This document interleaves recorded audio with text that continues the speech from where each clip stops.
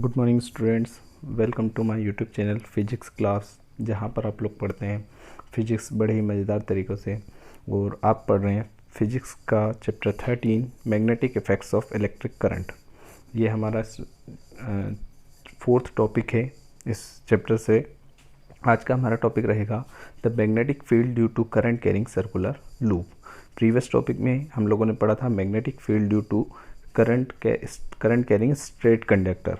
तो इस टॉपिक में हम लोग पढ़ेंगे कि क्या कैरेक्टरिस्टिक्स रहेंगे सर्कुलर लूप के थ्रू जो मैग्नेटिक फील्ड प्रोड्यूस होता है उससे रिलेटेड हम एक्टिविटी पढ़ेंगे, क्या ऑब्जर्वेशंस रहेंगे, ये सारी चीज़ें हम डिस्कस करेंगे।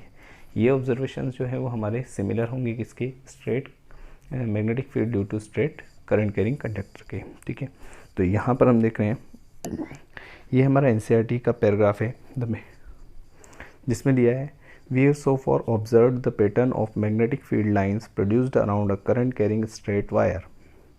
Suppose this straight wire is bent in form of circular loop and a current is passed through it. How would the magnetic field lines look like? We know that the magnetic field produced by a straight current carrying wire depends inversely on the distance from it.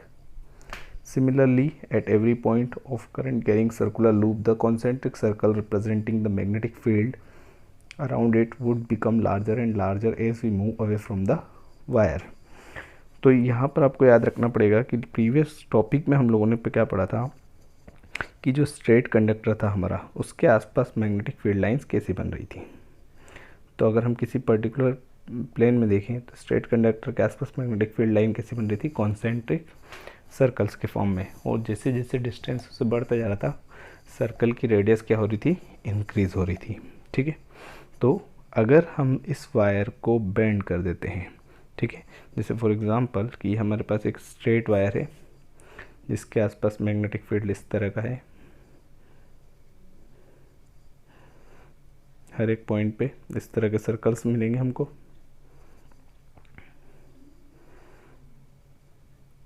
और इन circles को, इस wire को जब हम bend कर देंगे, suppose हमने इस तरह से इसको बेंड कर दिया, तो ये सर्कल्स इस तरह से हो जाएंगे।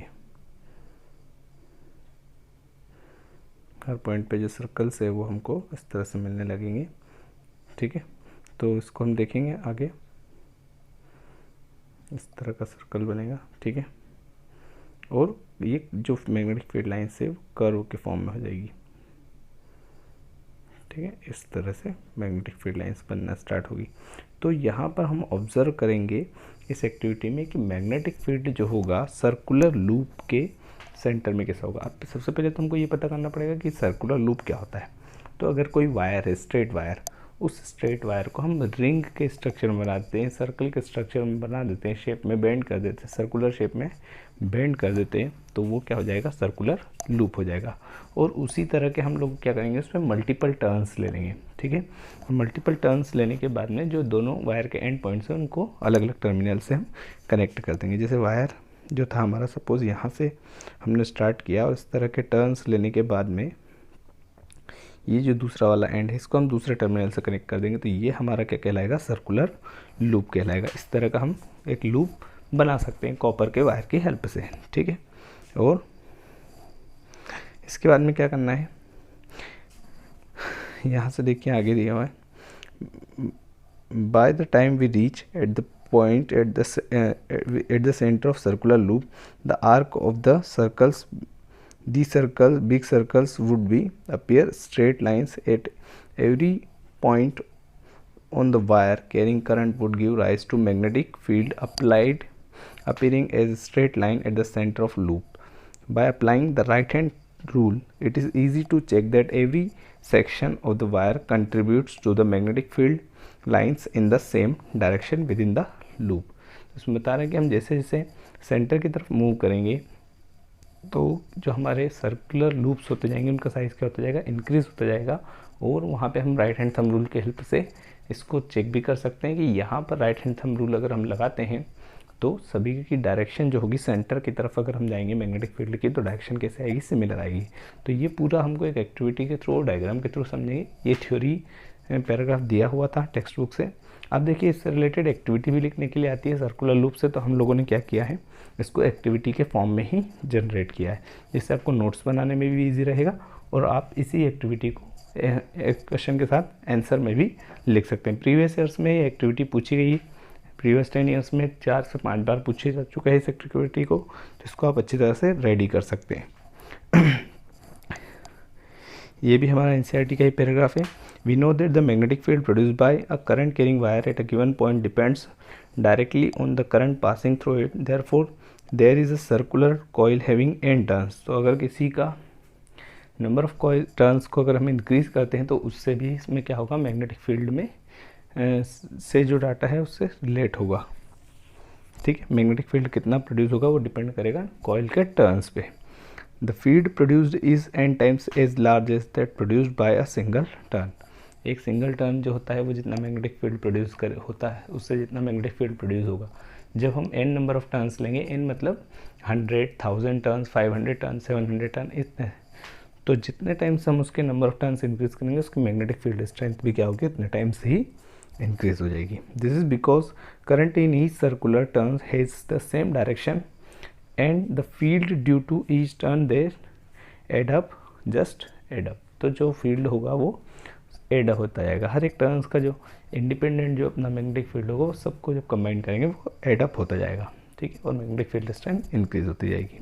तो ये हमारा डायग्राम दिया हुआ बुक्स का, देख सकते हैं आप लोग यहाँ पे है कि ये सर्कुलर कॉइल है, इसको इस तरह कार्डबोर्ड से पास किया है और इस पर एक्टिविटी की है। तो हमने एक दूसरा डायग्राम लिया है जिससे हमको ज़्यादा बेटर समझ में आएगा। ठीक है, देखेंगे तो हमारा एक्टिविटी लिखने का तरीका वही है, फिर से फिक्स हम 6 पॉइंट पर डिस्कस करेंगे।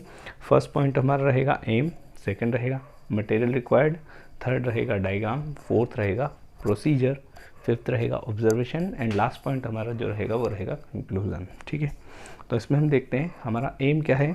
एम रहेगा हमारा to determine the pattern of magnetic field produce to a circular loop. Circular loop से जो मैग्नेटिक फील्ड प्रोड्यूस हो रहा है उसको पैटर्न को ऑब्जर्व करना है, उसको स्टडी करना है। उससे रिलेटेड बहुत सारे क्वेश्चन अलग अलग पूछे जाएंगे, तो जिस टाइप का क्वेश्चन आपको पूछा जाएगा उस टाइप से हम एम को चेंज कर सकते हैं। देन मटेरियल रिक्वायर्ड, तो मटेरियल रिक्वायर्ड इसमें सारे मटेरियल जो हैं वो स्ट्रेट करंट कैरिंग कंडक्टर के लिए जो मटेरियल हमने यूज़ किए थे सिमिलर रहेंगे। सिंपल सी एक चीज़ इसमें चेंज होगी, वो रहेगी स्ट्रेट कंडक्टर की जगह पर हम इसमें क्या ले रहे हैं, सर्कुलर लूप ले रहे हैं। कॉपर का सर्कुलर लूप इसमें यूज़ करेंगे जिससे हम एक्टिविटी करेंगे। ठीक है, तो हमारा फर्स्ट क्या हो जाएगा मटेरियल रिक्वायर्ड में, अ circular loop having many number of turns, then battery, connecting wire, switch, rheostat हम इसलिए लगाते हैं ताकि हम करंट को वेरी कर सकें। करंट को वेरी करके हम चेक करेंगे मैग्नेटिक फील्ड स्ट्रेंथ इंक्रीज़ हो रही है, डिक्रीज़ हो रही है, क्या ऑब्जर्वेशन हो रहा है, वो सारी चीज़ों के लिए हम रियोस्टेट लगाते हैं। एमीटर लगाते हैं, एमीटर से हम करंट को मेज़र करते हैं। ठीक है, तो हम चेक कर सकते हैं कब करंट इंक्रीज़ हो रही है, कब करंट डिक्रीज़ हो रही है। हम इसमें कंपास की हेल्प लेंगे। कंपास हम क्यों यूज़ करते हैं एक्टिविटी में, आपको याद रखना है इन दोनों एक्टिविटीज़ में हमने कंपास का यूज़ किया है मैग्नेटिक फील्ड की डायरेक्शन को फाइंड आउट करने के लिए। ठीक है, क्योंकि हम आयरन फिलिंग से एक्सपेरिमेंट कर रहे हैं। आयरन फिलिंग जो है वो सिर्फ सर्कुलर फॉर्म में अरेंज होगी, डायरेक्शन शो नहीं करेगी।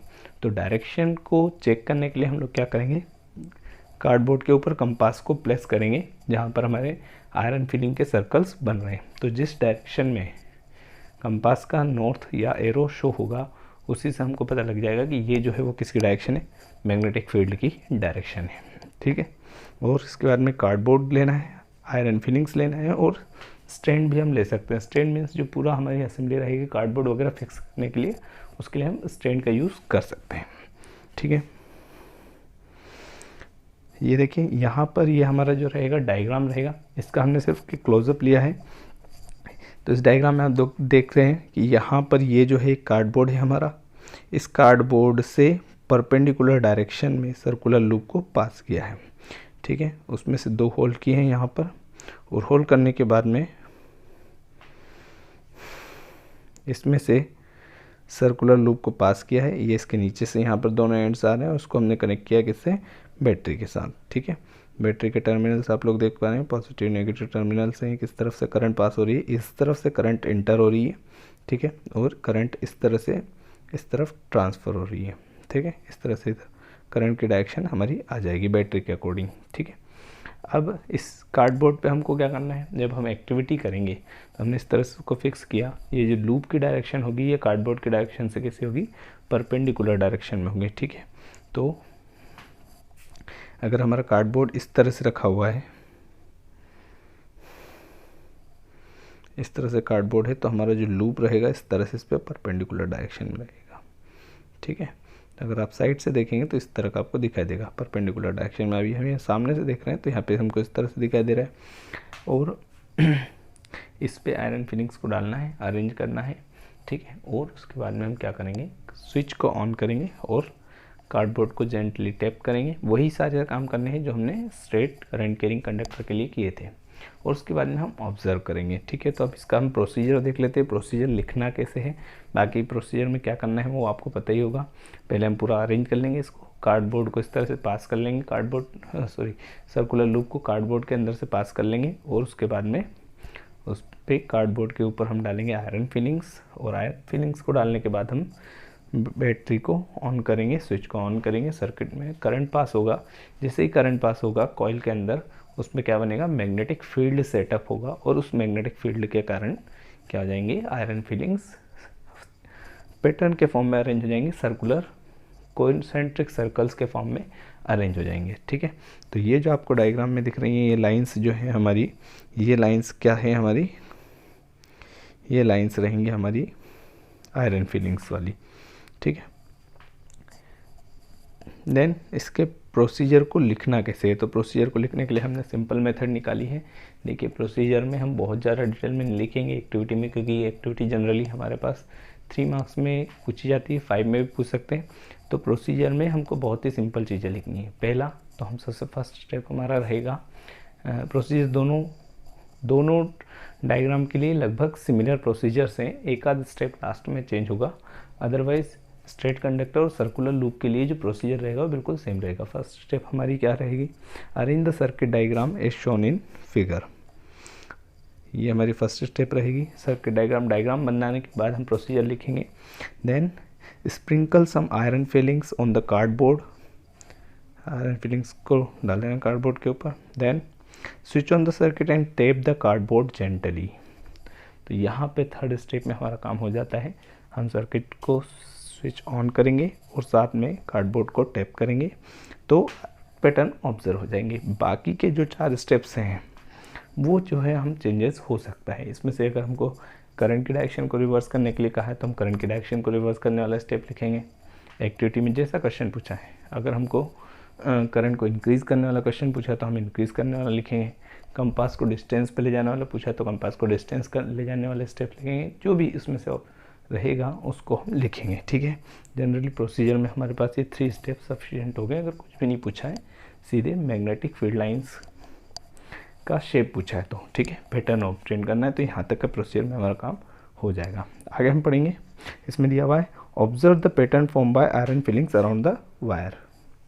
ये भी हमारा रहेगा कॉमन। 5th वाले से देखिए, find the direction of magnetic field by placing compass on the cardboard. Cardboard पे हम कंपास को रख के क्या निकाल सकते हैं, मैग्नेटिक फील्ड की डायरेक्शन फाइंड आउट कर सकते हैं। Observe the direction of field when the direction of current in the conductor is reverse. तो ये वाली स्टेप जो है हमको कब लिखनी है, जब एक्टिविटी में पूछा होगा कि what will you observe when the direction of current is reverse in the circular coil. तो उस केस में हम इस स्टेप को इंक्लूड करेंगे, अदरवाइज इस स्टेप को हम नेग्लेक्ट कर सकते हैं, ठीक है। अभी आपको इंक्लूड करना है नोट्स में, but according to question exam में जिस तरह का क्वेश्चन पूछा जाएगा उस तरह से आपको एक्टिविटी के प्रोसीजर को मॉडिफाई करना पड़ेगा, ठीक है। Then observe the change in pattern when the current in the conductor is increase. तो अगर हमसे ये पूछ रहा है कि व्हाट विल यू ऑब्जर्व, जैसे किसी को से रिलेटेड क्वेश्चन पूछ सकते हैं कि what will you observe when the current is increase in a circular coil. तो मैग्नेटिक फील्ड में क्या चेंजेस आएंगे, what change will you observe in the magnetic field, या pattern form by iron filings, क्या हमको उसमें चेंजेस दिखने को मिलेंगे। तो इसमें आप लोगों को लिखना पड़ेगा। इसमें हम देखेंगे ये पॉइंट हमको तब इंक्लूड करना है, अगर पूछा है एक्टिविटी में तो इंक्लूड करेंगे, अदरवाइज हम इसको छोड़ देंगे, ठीक है। इसके बाद में डायग्राम तो हमारा हो ही गया है। यहाँ पर ऑब्जर्वेशन अब लिखेंगे। ऑब्जर्वेशंस हर पॉइंट के लिए अलग ऑब्जर्वेशन रहेगा। तो इसमें हमारे कुछ कॉमन ऑब्जर्वेशन है, कुछ स्पेशल ऑब्जर्वेशन है। कॉमन ऑब्जर्वेशन में जो हमारा फर्स्ट ऑब्जर्वेशन रहेगा वो क्या रहेगा, as the key is closed we observe that the iron filings are in shape of concentric circle. तो ये हमारा कॉमन ऑब्जर्वेशन हो गया, मतलब ये तो होना ही है, ठीक है। स्ट्रेट कंडक्टर के लिए भी हो गया, सर्कुलर लूप के लिए हो गया, कि जैसे हम स्विच ऑन करेंगे आयरन फिलिंग्स जो रहेंगी वो किस फॉर्म में अरेंज हो जाएंगी, कॉन्सेंट्रिक सर्कल्स के फॉर्म में अरेंज हो जाएंगी। Then the circle becomes larger as we move away from the wire. जैसे जैसे हम वायर से डिस्टेंस पे जाते जाएंगे तो हमारा जो सर्कल है वो उसका साइज़ जो है होता जाएगा, रेडियस जो है वो इंक्रीज़ होती जाएगी, ठीक है। देखिए यहाँ पर आप लोग डायग्राम में देख सकते हैं कि इस पॉइंट से हम डिस्टेंस की बात करें, यहाँ से पहला वाला सर्कल पास में, दूसरा वाला सर्कल उससे ज़्यादा, उसका तीसरा सर्कल उससे ज़्यादा, तो ये जो होगा सर्कल का जो साइज़ है वो क्या होता जा रहा है, इंक्रीज़ होता जा रहा है। और आप लोग ऑब्जर्व करेंगे कि इसमें इनके बीच का जो डिस्टेंस है, दो सर्कल्स के बीच का जो डिस्टेंस है वो भी क्या हो रहा है, इंक्रीज़ हो रहा है। तो हम लोगों ने पढ़ा था मैग्नेटिक फील्ड लाइंस की प्रॉपर्टीज़ में कि जब मैग्नेटिक फील्ड लाइंस पास पास होती हैं तो मैग्नेटिक फील्ड स्ट्रेंथ क्या होगी, ज़्यादा होगी। और जैसे जैसे मैग्नेटिक फील्ड लाइंस दूर दूर होती जाएंगी उनके बीच का डिस्टेंस बढ़ता जा रहा है, इसका मतलब मैग्नेटिक फील्ड स्ट्रेंथ क्या हो रही है, डिक्रीज़ हो रही है। तो अगर हम डिस्कस करें कि पॉइंट और पॉइंट बी में से मैग्नेटिक फील्ड स्ट्रेंथ कहाँ पर ज़्यादा होगी, तो मैग्नेटिक फील्ड स्ट्रेंथ कहाँ पर ज़्यादा होगी, पॉइंट ए पर ज़्यादा होगी। वायर के पास में मैग्नेटिक फील्ड स्ट्रेंथ ज़्यादा होगी, जैसे जैसे हम वायर से दूर जाते जाएंगे मैग्नेटिक फील्ड स्ट्रेंथ क्या होती जाएगी, कम होती जाएगी, डिक्रीज़ होती जाएगी। पर सेंटर की बात करें, अगर हम इंटीरियर एरिया की बात करें, ये वाले एरिया की, तो यहाँ पर क्या होगा, मैग्नेटिक फील्ड स्ट्रेंथ ज़्यादा होगी। क्यों ज़्यादा होगी, क्योंकि इधर का मैग्नेटिक फील्ड, इधर का मैग्नेटिक फील्ड, इधर का मैग्नेटिक फील्ड, सब मैग्नेटिक फील्ड यहाँ पर सेंटर पर वर्क करेंगे, ठीक है। तो हम सर्कुलर लूप की बात करें तो सर्कुलर लूप के अंदर के अगर मैग्नेटिक फील्ड की बात करें तो इनसाइड में मैग्नेटिक फील्ड स्ट्रेंथ क्या होगी, इंक्रीज़ होगी। बट आउटसाइड की बात करें तो आउटसाइड जो होगी मैग्नेटिक फील्ड स्ट्रेंथ डिक्रीज़ होगी। तो हम कहाँ पे बात करते हैं, मैग्नेटिक फील्ड स्ट्रेंथ की सेंटर में या इनसाइड द लूप, इस पर हम डिस्कस करते हैं, बातचीत करते हैं, ठीक है ना। अभी आपको मैग्नेटिक फील्ड के बारे में थोड़ा बहुत समझ में आया क्या। देन हमारा नेक्स्ट पॉइंट क्या रहेगा, the direction of compass needle reverse when current in the conductor is reverse. तो इसमें कोई प्रॉब्लम की बात नहीं है, जैसे ही हम मैग्नेटिक फील्ड करंट की डायरेक्शन को रिवर्स करेंगे कंडक्टर के अंदर, मैग्नेटिक फील्ड की डायरेक्शन भी क्या हो जाएगी, रिवर्स हो जाएगी, ठीक। देन हम यूज़ करेंगे अब इसमें नेक्स्ट ऑब्जर्वेशन क्या होगा, at the centre of loop the lines are almost straight and parallel. तो जैसे जैसे हम सेंटर की तरफ मूव करेंगे, ये जो सर्कल्स हैं, ये सर्कल्स हमारे कैसे होते जाएंगे, इसमें सेंटर की तरफ पैरेलल होते जाएंगे, ठीक है, और स्ट्रेट होते जाएंगे। अब क्योंकि मैग्नेटिक फील्ड लाइंस एक दूसरे को इंटरसेक्ट नहीं करती है, इसलिए यहाँ पर ये जो सर्कल्स हैं ये इस तरह से क्रॉस नहीं करेंगे दूसरे को, क्या होता जाएगा, यहाँ पर जो सर्कल्स बनेंगे वो सर्कल्स इस तरह से पैरेलल होते जाएंगे, ठीक है। तो इस पार्ट की अगर हम बात करें, यहाँ पर हमको लाइंस कैसे दिखाई देंगी, ऑलमोस्ट पैरेलल दिखाई देंगी और स्ट्रेट दिखाई देंगी, ठीक है। जिससे हम क्या बोल सकते हैं कि जो यूनिफॉर्म मैग्नेटिक फील्ड है सेंटर पे वो कैसा रहेगा, यूनिफॉर्म रहेगा, ठीक है। देखिए ऑब्जर्वेशंस हो गए हमारे। ऑब्जर्वेशन के अकॉर्डिंग हम क्या निकालेंगे, कंक्लूजन्स निकालेंगे। तो पहला ऑब्जर्वेशन था कि कॉन्सेंट्रिक सर्कल्स फॉर्म हो रहे हैं। कंक्लूजन हमारा क्या रहेगा कि मैग्नेटिक फील्ड लाइन का शेप कैसा है, कॉन्सेंट्रिक सर्कल्स है, ठीक है। तो हमारा फर्स्ट कंक्लूजन रहेगा the magnetic field line around a straight current carrying conductor, इसमें हो गया है, इसको चेंज करना है, इसको चेंज करेंगे तो यहाँ पर होगा सर्कुलर लूप, है ना, around a circular loop is in shape of concentric circle, ठीक है। देन सेकंड वाला जो रहेगा हमारा, as we move away from the wire the magnetic field strength decrease हो गई, जैसे हम वायर से डिस्टेंस पे जाएंगे मैग्नेटिक फील्ड स्ट्रेंथ क्या होगी, डिक्रीज़ होगी। बट अगर हम सेंटर की तरफ जाएंगे इसमें लूप में तो मैग्नेटिक फील्ड स्ट्रेंथ इंक्रीज़ होगी। ठीक है, लूप के अंदर अगर हम सेंटर की तरफ मूव करेंगे इधर से तो मैग्नेटिक फील्ड स्ट्रेंथ क्या होगी, डिक्रीज़ होगी। पर लूप के बाहर अगर हम बात करें तो मैग्नेटिक फील्ड स्ट्रेंथ डिक्रीज़ होगी। ठीक है, इस पर हम थोड़ा और डिस्कस कर सकते हैं बाद में। The direction of magnetic field is reversed when the direction of current in conductor is reverse. तो मैग्नेटिक फील्ड की डायरेक्शन रिवर्स होगी जब हम करंट की डायरेक्शन को रिवर्स कर देंगे। ये हमारा फोर्थ ऑब्जर्वेशन का कंक्लूजन है।